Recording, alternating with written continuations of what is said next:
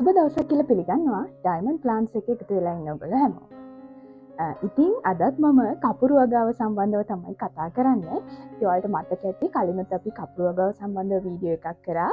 ඉතින් ඒකෙදි අපි කතා කරා කඩෙන් ගන්න කපුරු පැලයක් කොහොමද නිවැරදිව බඳුන්ගත කරගන්නේ සහ නඩත්තු කරන්නේ කොහොමද කියන එක සම්බන්ධව කතා කරා.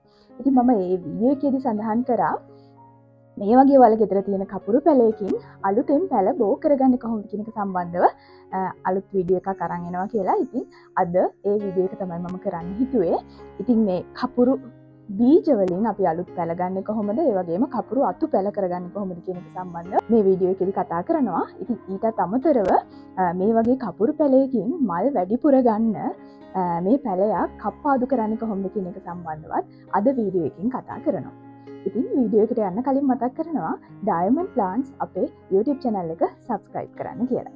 හොඳයි. මුලින්ම අපි බලමු කපුරු පැලයක් නිවැරදිව කප්පාදු කරගන්නේ කොහොමද කියන එක සම්බන්ධව. ඉතින් මේ කපුරු පැලේ වලට පේනවා මේ මල් ටික දැන් පර වෙලා ගිහින් තියෙන්නේ. ඉතින් මේ විදිහට අපි මෙහෙමම පැලේ තියලා තිබ්බොත් එහෙම මොකද වෙන්නේ? මේ අතු වලින් නැවත මල් පිපීම ගොඩාක් අඩු වෙනවා. නැවත දළු දාලා මල් පිපෙන එක ගොඩාක් අඩු වෙනවා මෙහෙමම මේ පැලේ තිබ්බොත්. ඉතින් අපි මේ කොටස් කප්පාදු කරලා ඉවත් කරන්න ඕනේ. ඉතින් එහෙම වුණොත් අපිට මේක හොඳ පඳුරක් බවට පත් කරගන්නත් පුළුවන්. අනිත් කාරණේ තමයි වැඩිපුර දළු දාන නිසා වැඩිපුර මල් ප්‍රමාණයක් ගන්න පුළුවන්. ඉතින් අපි මේ වගේ පර වෙලා තියෙන මල් තියෙන අතු සාමාන්‍යයෙන් අඟල් 4ක් වගේ උසට වෙන්න මේ අතු කපලා ගන්න පුළුවන්. මේ අතු නැවත පැල කරන්න පුළුවන්. ඉතින් ඒ නිසා අපි මේකේ අඟල් 4ක් 3ක් විතර වගේ උසට මේ අතු අපි කප්පාදු කරනවා.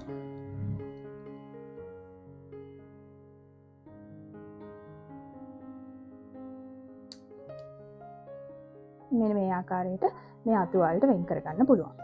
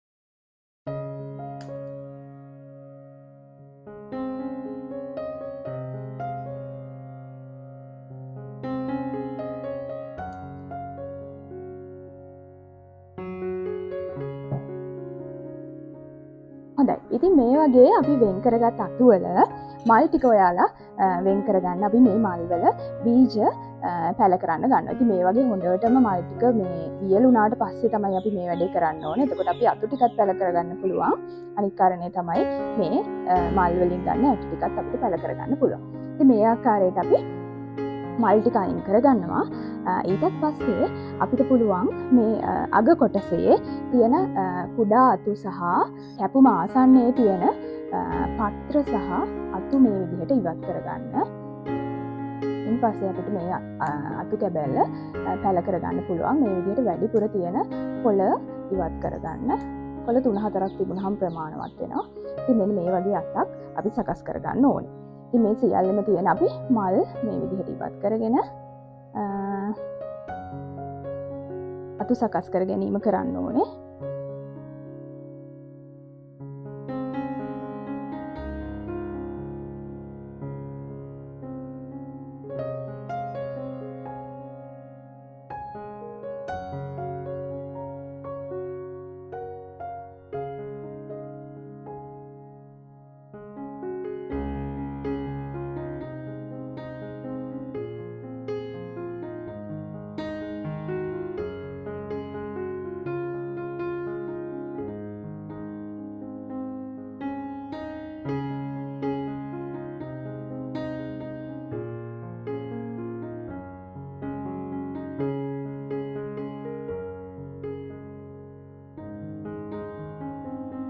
හොඳ ඉතින් අපි බලමු මුලින්ම මේ කප්පාදු කරගත්ත අතු ටික පැල කරගන්නේ කොහොමද කියලා ඊළඟට. ඉතින් අනිත් කාරණේ තමයි මම මතක් කරන්න ඕනේ. දැන් අපි මේ විදිහට මේ කප්පාදු කරාට පස්සේ ශාකය නැවත මේකට දළු දාන්න හොඳට පොහොර තියෙන්න බෑ. ඉතින් අපි මේකට ඔස්මෝකෝට් නම් යොදලා තියෙන්නේ කලින් ගැටලුවක් නැහැ. නැවත පැට පොහොර යෙදීම අවශ්‍ය නැහැ. නමුත් මේ පැලේට කොම්පෝස්ට් ටිකක් මේ මාධ්‍යයට එකතු කරන්න ඕනේ. ඉතින් එහෙම වුණාම හොඳින් අර දළු දාන කාර්ය සිද්ධ වෙනවා. හොඳයි. දැන් මේ වගේ අපි වෙන් කරගත්ත අතු පැල කරගන්නේ කොහොමද කියලා බලමු.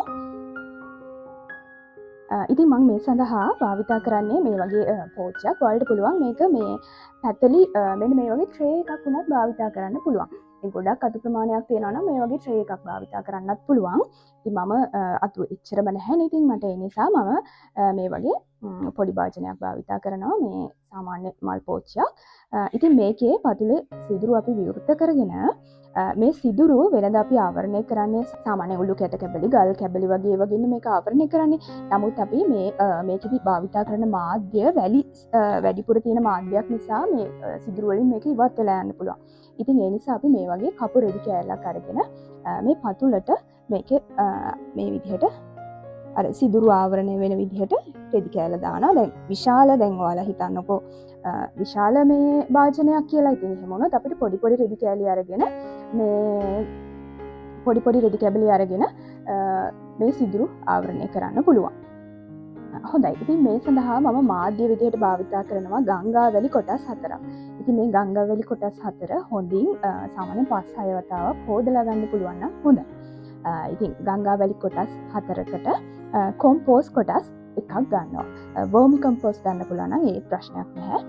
කොම්පෝස්ට් කොටස් එකක් මිශ්‍ර කරලා තමයි අපි මේ මාධ්‍ය හදාගන්නේ. හොඳයි. දැන් අපි මේ විදිහට අර සිදුරු ආවරණය කරගත් අපේ භාජනයට මේ මාධ්‍ය පුරවගමු.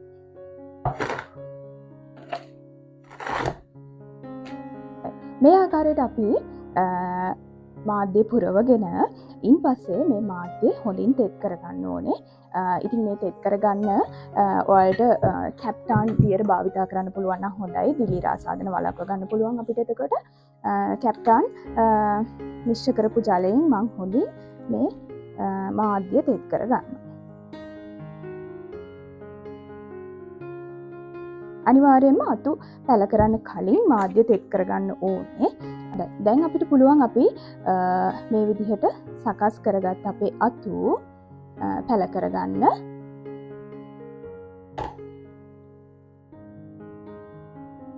ඉතින් මෙන්න මේ වගේ අපි සකස් කරගත්ත අත් අරගෙන මේකේ රූටින් හෝමෝන ආවලේප කරන්න පුළුවන් නම් හොඳයි. ඔයාලට රූටින් හෝමෝන නැත්නම් මම වීඩියෝ එකක් කරලා තියෙනවා. අපි ගෙදරදී හොයාගන්න අමුද්‍රව්‍ය භාවිතා කරලා මේකේ මුල් ඇද්දවීම ඉක්මන් කරගන්න කොහොමද කියන එක සම්බන්ධව. ඉතින් ඔයාලා මේ වීඩියෝ එකත් බලන්න පුළුවන්. රූටින් හෝමෝන තියෙනවා නම් ඔයාලට පුළුවන් මේක පොඩක් ජලයේ ගිල්වලා අරගෙන රූටින් හෝමෝන වල මේ කාර්යයට කැපුම් පෘෂ්ඨය ආලේප කරලා අපේ මාධ්‍යයේ අපිට පුළුවන් මේ විදිහට කෝටු කෑල්ලක් වගේ භාවිතා කරලා සිදුරු හදාගන්න පුළුවන් තරමක් ඈතින් සාමාන්‍ය අඟල් 1.5ක් විතර වගේ ඈතින් මේ වගේ සිදුරු හදාගන්න පුළුවන්. ඉන්පසුව මේ අත්ත මේ විදිහට අපිට පැල කරන්න පුළුවන්.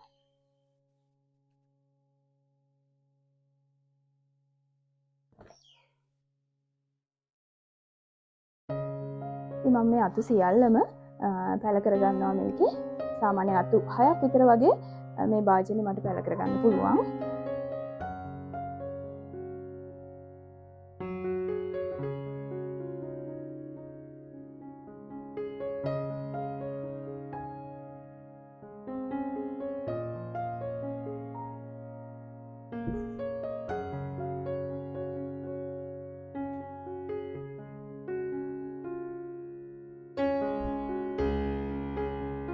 මේ අතනම් ඔයාලට පේනවා පොහොට්ටුත් ඇවිල්ලා තියෙනවා. ඉතින් මේ පොහොට්ටු අපි ඉවත් කරගමු. කලින්ම අපි අර සකස් කරගනිද්දී පොහොට්ටුත් ඉවත් කරගන්න ඕගොල්ලෝ පොහොට්ටු තියෙනවා නම්.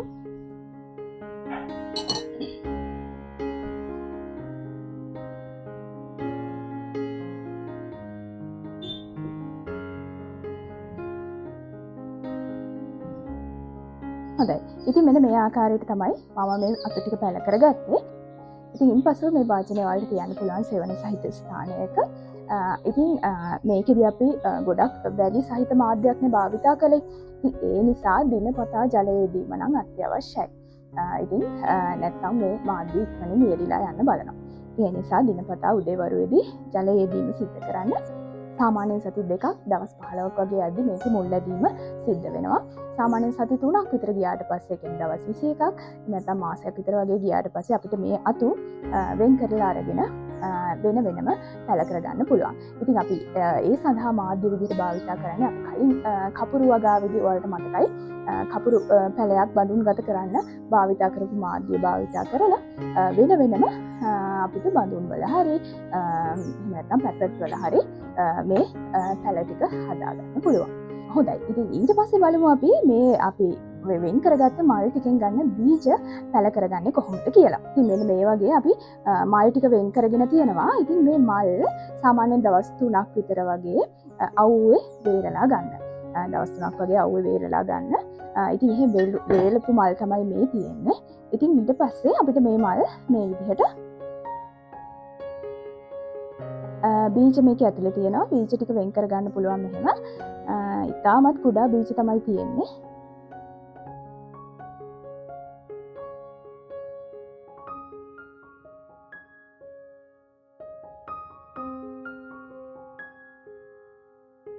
හොඳයි. ඉතින් මේ ආකාරයට අපි මේකේ අර පෙති ටික ඉවත් කරගන්න ඊපස්සේ පතුලේ අර කුඩාවට වලට බීජ බලා ගන්න පුළුවන් වෙයි. සාමාන්‍යයෙන් අබයට එකටත් වඩා ගොඩක් කුඩා කළු පාට චූටි බීජ මේ වෙන් වෙනවා. මේ විදිහට අපි පෙති ටික අයින් කරගෙන මේ පතුලට එකතු වෙන බීජ සහ මේ අපද්‍රව්‍ය ටික විතරක් අරගෙන මම මේ බීජ ටික පැල කරගන්න මේ වගේ කුඩා භාජනයක් ගන්නවා. ඉතින් මේ භාජනයේ පතුලේ අපි කලින් සාමාන්‍ය පැලයක් හදා ගන්නවා වගේම සිදුරු ගල් කැට හෝ උළු කැට කැබලි මගින් මේ විදිහට ආවරණය කරගන්නවා. දැන් අපි මේ සඳහා මාධ්‍ය විදිහට මම භාවිතා කරනවා කොහොබත් කොටස් 1යි, කොම්පෝස්ට් කොටස් 1යි, මතු පිටපස් කොටස් 1යි, ගංගාවැලි කොටස් 4න් 1යි. මේ මාධ්‍ය තමයි මම මේ බීජ පැල කරගන්න භාවිතා කරන්නේ.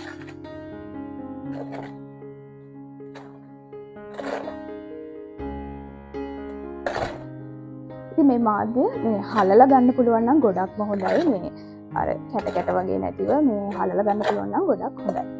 මොකද අපිට සියුම් බීජනේ තියෙන්නේ. හොඳයි. දැන් මම මේ මාධ්‍ය මේ භාජනයට එකතු කරගන්නවා.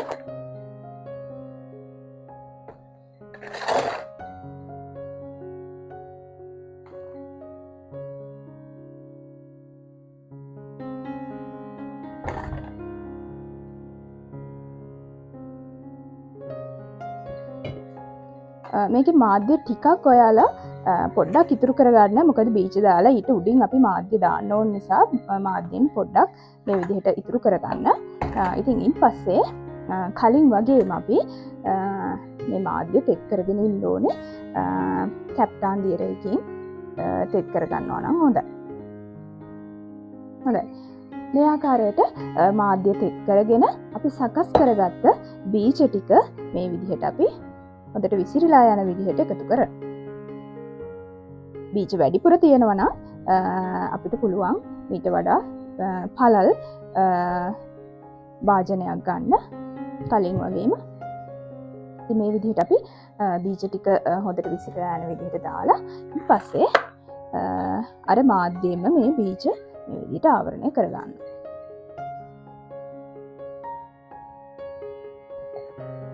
ගොඩාක්ම මාධ්‍ය මේ උස්සට දාන්න අවශ්‍ය නැහැ. අර බීජ ටික වැසෙන නොයසෙන ගානට මාධ්‍ය එකතු කරාම ප්‍රමාණවත් වෙනවා. ඉතින් ඊපස්සේ අපිට පුළුවන් නැවත ජලය එකතු කරගන්න.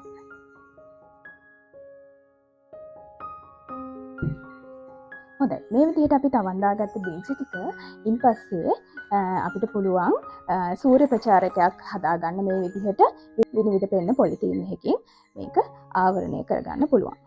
ඉතින් එහෙම වුණාම පැලවීම බීජ ප්‍රරෝහණය අපිට ඉක්මන් කරගන්න පුළුවන්. හැබැයි ඉතින් අතු කැබලි වලටත් මේ ක්‍රමය ගොඩක් සාර්ථකයි ඔයාලා ඒක දන්නවා. නමුත් අපි කපුරු වල අතු වලට මේ විදිහට ප්‍රොපගේට් කරගන්නේ නැහැ. මොකද මේ ටිකක් අර අතු වල තියෙන කොළ කුණු වෙන්න බලනවා මේ විදිහට මේ ආවරණය කරොත් එහෙම. ඉතින් ඒ නිසා අපි අතු ප්‍රොපගේටරයක් තුළට දැමීම අවශ්‍ය වෙන්නේ නැහැ. නමුත් බීජ ටික මේ විදිහට ආවරණය කරගන්න. මේ විදිහට අපි ප්‍රොපගේටරයක් බවට මේක පත් කරගෙන සාමාන්‍යයෙන් සෙවන තියෙන ස්ථානයට මේක තියලා තියන්න පුළුවන්. සාමාන්‍යයෙන් ඔයාලට බලා ගන්න පුළුවන් දින 4-5ක් යනකොට මේකේ කුඩා පැල මතුවෙනවා බලා ගන්න පුළුවන්. සාමාන්‍යයෙන් මාසයක් විතර වගේ ගියාට පස්සේ අපිට මේ පැල වෙන් කරලා වෙනම හිටව ගන්න පුළුවන්. ඉතින් සාමාන්‍යයෙන් මේක බීජ ප්‍රරෝහණය ආරම්භ වෙලා සාමාන්‍යයෙන් මේ ඉටිකොලේ ගානට උසට පැල ආවට පස්සේ මේ ඉටිකොලේ අයින් කරන්න ඕනේ. සාමාන්‍යයෙන් බීජ ප්‍රරෝහණය ආරම්භ වුණාට පස්සේ ඉවත් කරත් ගැටලුවක් නැහැ. මොකද ප්‍රරෝහණය වෙලානේ තියෙන්නේ. ඉතින් ඉන් පස්සේ අපිට මාසයකට වගේ පස්සේ මේ වගේ කුඩා භාජනවලට තනි පැල වෙන් කරලා ගන්න පුළුවන්. ඉතින් ඒකෙදි අපිට මතු පිටපස් කොටස් එකකට කොම්පෝස් කොටස් එකක් මිශ්‍ර කරලා හදාගන්න පාංශු මාධ්‍ය මේකට පුරවලා තනි පැලේ මේකේ පැල කරගන්න පුළුවන්. ඉතින් සාමාන්‍යයෙන් පැලේ අඟල් 3-4ක් වගේ උස වුණාට පස්සේ අපිට සාමාන්‍ය බදුන් මාධ්‍යයට මේක මාරු කරගන්න පුළුවන්. අපි කපුරු පැල කරගන්න බදුන් මාධ්‍ය කලින් කතා කරලා තියෙනවානේ. ඉතින් ඒ මාධ්‍යයට මාරු කරගෙන තනි පැල විදිහට ඔයාලට අලෙවි කරන්න හෝ එහෙමත් නැත්නම් ගෙදර අලංකරණය සඳහා භාවිතා කරන්න පුළුවන්. හොඳයි. ඉතින් ඔන්න ඒ විදිහට තමයි අපි කපුරු පැලයක් නිවැරදිව කප්පාදු කරගන්නේ. ඒ වගේම මේ කප්පාදු කරගත්තු වතු නැවත පැල කරගන්නේ. ඒ වගේම බීජ පැල කරගන්නේ. ඉතින් දැන් කපුරු වගාව සම්බන්ධව මම හිතන්නේ සියලු විස්තර අපි කතා කරලා තියෙනවා. ඉතින් ඊටත් අමතරව ගැටලු තියෙනවා නම් ඔයාලට යොමු කරන්න පුළුවන් අපේ ඉදිරියේදී ඒ සම්බන්ධවත් ඔයාලා දැනුවත් කරන්න. ඉතින් අද වීඩියෝ එක බලලා ඔයාලා හොඳ අවබෝධයක් ගත්ත කියලා හිතනවා කපුරු ප්‍රචාරණය සම්බන්ධව.